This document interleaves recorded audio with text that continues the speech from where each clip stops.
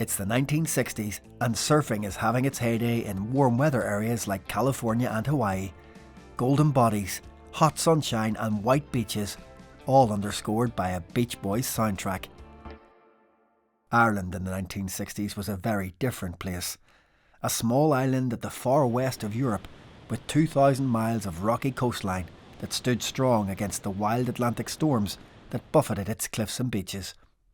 With dangerous rocks and cold waters, no one had dreamed of navigating these waves with a board, until a few local hardy souls began eyeing these waters very differently.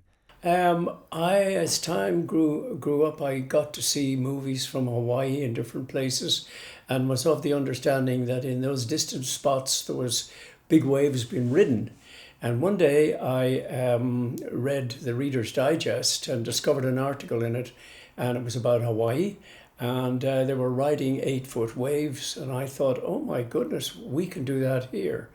I want to put Ireland on the map, and I want to make surfing my goal. Now, to describe Ireland in the 60s, when this inspiration to surfing occurred, it was completely alien. It was like something that came in from outer space. You didn't have a beach culture like we have today. So when somebody goes surfing, it looks natural today. It didn't look natural then, it looked local. And you had ridicule. A lot of it was actually influenced by my grandparents initially and their interest in investing in developing surfing, and especially my grandmother, who was instrumental in bringing some of the first surfboards to this part of the country. And that's what got my dad and his brothers hooked on it. And so they were the pioneers in the early days of the 60s. Throughout the 1960s, the number of surfers in Ireland started to grow, and this led to the emergence of competitions. And in 68, Brian Britton, who was one of the Britton families, he suggested that they were going to run an event called the Intercounty. And it was a brilliant idea because it speaks for itself.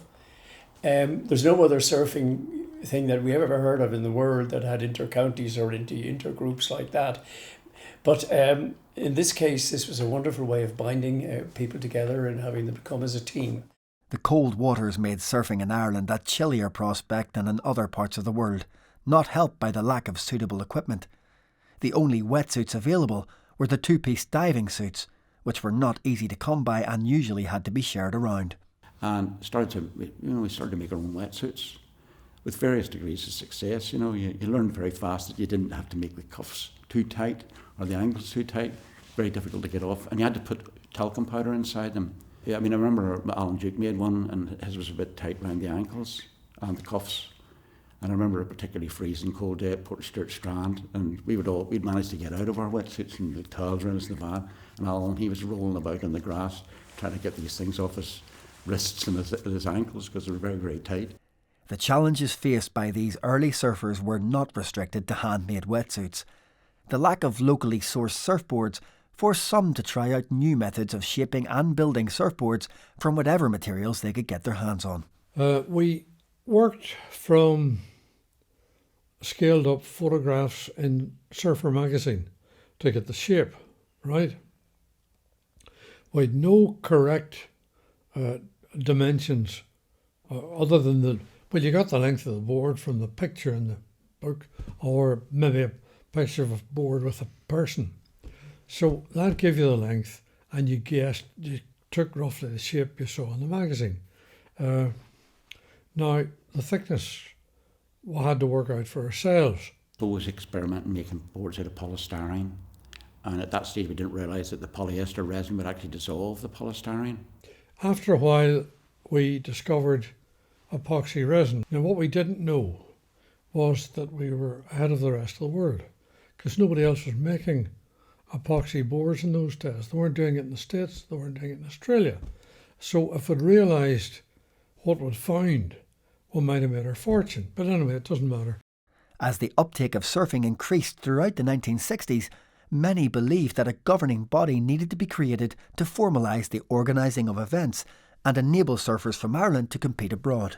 Because there was a sign now that the Surf Club of Ireland, which was our club, which covered all Ireland, was now breaking up.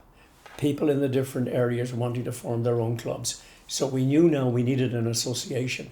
So we formed the Irish Surfing Association in Trinity College in Brian Britton's quarters. And it's carried on to this day. Brian and I started to share the presidency and the chairmanship of the ISA for, it must have been about 20 years, certainly 15. It's very much like it's all the grassroots stuff, the surf clubs, and certainly initially it was the surf clubs. There weren't many surf schools when I would have started working for Irish Surfing, and that, you know, sort of 2 or 3 years into the job, the whole surf school industry started to explode in Ireland. We went from pretty much no surf schools to like there are over 60 registered with us. But just as surfing was beginning to take off in Ireland, so were the Troubles, the term commonly used to describe the civil and political conflict in Northern Ireland from the late 1960s to the late 1990s.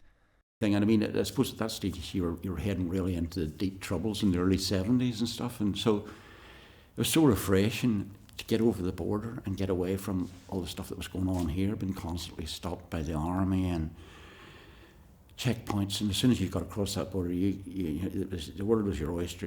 On a Friday night, with all the young soldiers standing there, and they looked probably about 15, but they'd go, "Where you going, lads? Surfing," and they'd always have a bit of chat. "Oh, right, all right, you surfers guys, where are you going to?" And we kind of liked a bit of chat, and then just that heading away. Yeah, I guess there was a bit of escapism there. It was nice to get away from maybe some of the attitudes and stuff up here, and just go where it just didn't matter. It literally didn't matter. I mean, there was never the slightest hint of sectarianism or politics in the Irish surfing scene, which is quite remarkable considering what was actually going along. Ireland was becoming an increasingly popular occasion for surfing competitions, but this new movement was not without its controversy.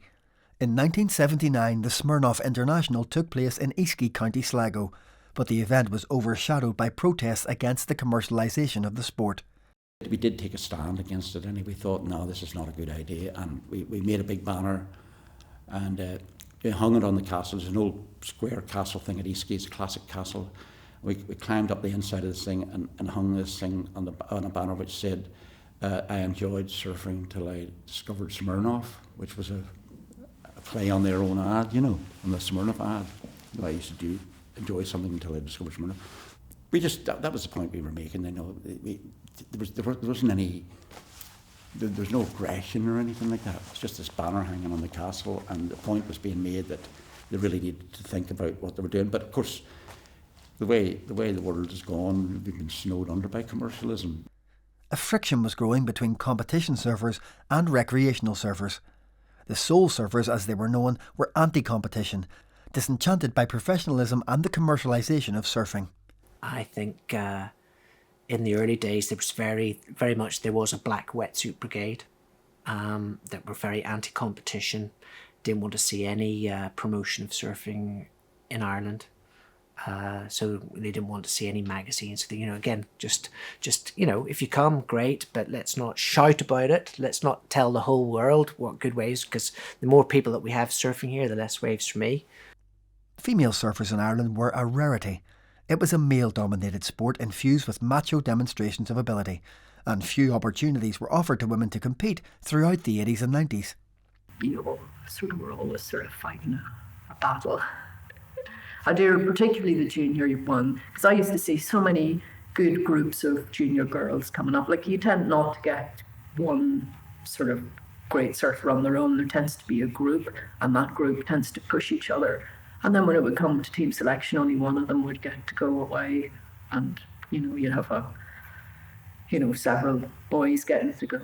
Like, and you know, it always just seemed so unfair to me that the girls didn't have that sort of equal opportunity. Those who did make it into competitions in the early days, like Margaret O'Brien Moran, Grace O'Sullivan and 13 times Irish champion Zoe Lally, helped to break down barriers and fight for equality, paving the way for female surfers of today.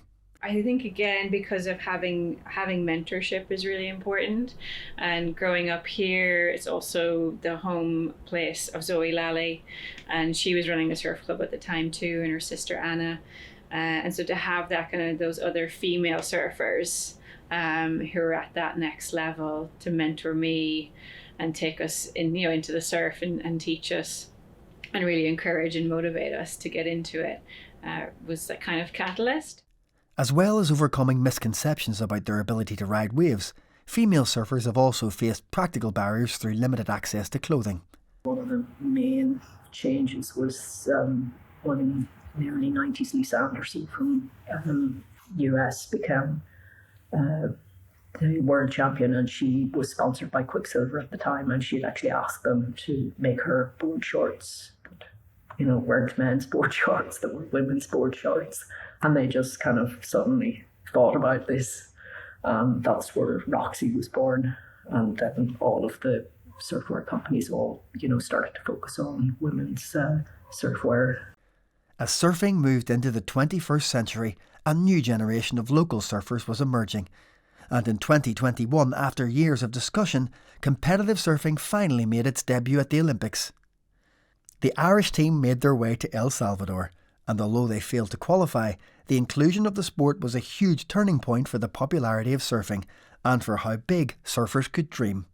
Yeah, that was an amazing experience because we got to surf alongside some of people that we would have followed online on TV, like all the pros and people you look up to, and just seeing them out there surfing the same waves that you're surfing on the same day. Sometimes we were in the same heats as them, so it was just an incredible experience. It's great, obviously, being able to represent your country. It's one of the best things you can do in your sport. So obviously now surfing's in the Olympics, so that's the next goal, to be able to represent Ireland like that. Wipeouts. They're a rite of passage, and some stories are legendary in certain circles. Every surfer has a tale of their own most dramatic tumble. Yeah, I've lost jet skis, I've broken ribs, I've got scars all around me from being whacked by my board. I fell one time at Mulkmore on a 40-footer years ago. Something hit me into the water. To this day I don't know what it was, whether I hit the bottom or there's this big rock ledge there. I don't know if I hit the bottom or a board hit me. One of my mates said that he saw my board way in the sky above the wave afterwards. So I'm assuming it glanced off the side of me. It was actually this side. Something hit me here, and I wear a glass fibre helmet on the really big days, and there was actually a crack up the back of it where the energy obviously went through the helmet and exited at the back. So had I not been wearing the helmet, who knows what would have happened to me. But as often happens, the updraft of the wave will take the board up in the air, and it comes down. And it comes down fin end first. Bad news, I got opened up from there down to about there. Right? And somebody carted me to St. Helier General Hospital, I think it was. One of my local waves, I was in the barrel and put my hand in the waves. So you drag your hand in through the wave, and obviously there's a lot of force in those waves. So the way I describe it is, if a wave wants to eat you, you're gonna get eaten. And so it gobbled me up, and my whole arm got ripped back, and I did my rotator cuff. Yeah, surfing Mulkmore there last year had one pretty bad one. I had a 2-wave fall down, so I just fell on a wave and didn't come up, and just came up the next wave, rolled over me, I didn't get a breath. I've been pretty lucky so far. I haven't had anything too major. I broke my shoulder 3 months ago, but that wasn't on a very big wave. It was just pretty unlucky. From humble beginnings with a few determined souls, the cold waters of Ireland are becoming a destination spot for surfers from all over the world.